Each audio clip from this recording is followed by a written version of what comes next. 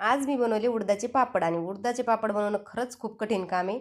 इथं मी 4 किलो जेवढं पीठ दळून ठेवलं होतं ना, तेवढं एका पातेल्यामध्ये ओतून घेतलं. त्यानंतर त्याच्यामध्ये मी टाकले होते 4 रामबंधू पापड मसाला. आता मी 4 किलो डाळ होती ना, तर 4 किलोची 4च पुड्या टाकते आणि याच्यातून मी थोडंसुद्धा पीठ काढलं नव्हतं. त्यानंतर ना सगळं पीठ मिक्स केलं आणि असे गोळे करून ना एका पिशवीमध्ये टाकून ठेवून दिले. त्यानंतर मग बाकीचे माझे घरातले कामं राहिले होते ते पटापट आवरून घेतले.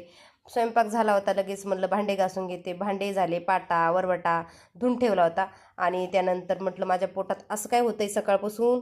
तर मग नंतर माझ्या लक्षात आलं की आज तर माझा मंगळवार आहे आणि मी काहीच नाश्ता चहा काहीच घेतला नव्हता. म्हटलं चला पटकन चहा करते, चहा घेते.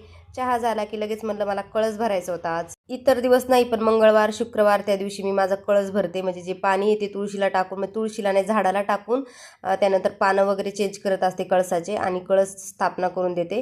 त्यानंतर बाकीची सर्व पूजा वगैरे करून घेते. लगेच मी पीठ कुटायला बसले. दन्ना पीठ कुटून घेतलं होतं पण इतकं परेशान झाले मी या पिठाला, कारण की इतकं घट्ट झालं होतं माझ्याकडून, कुटत नव्हतं. आणि पापड करणाऱ्याची ती वेगळीच परेशानी झाली होती. सर्वांचेच हात दुखत होते कारण की पीठच खूप घट्ट झालं.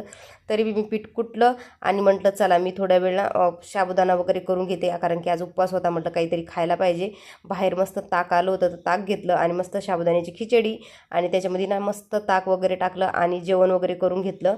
आणि त्यानंतर मग बाकीचे सर्वजण पापड करायला येणार होते माझ्या मैत्रिणी, तर लगेच पटापट मी लाट्या करून घेतल्या आणि बऱ्याच जणी होते पापडाला, एवढ्या घेतल्या नाही मी याच्यामध्ये आणि सर्व पापड वगैरे करून टाकले. चला तर बाय. श्री स्वामी समर्थ. व्हिडिओ जर आवडला असेल तर लाईक शेअर फॉलो करायला विसरू नका.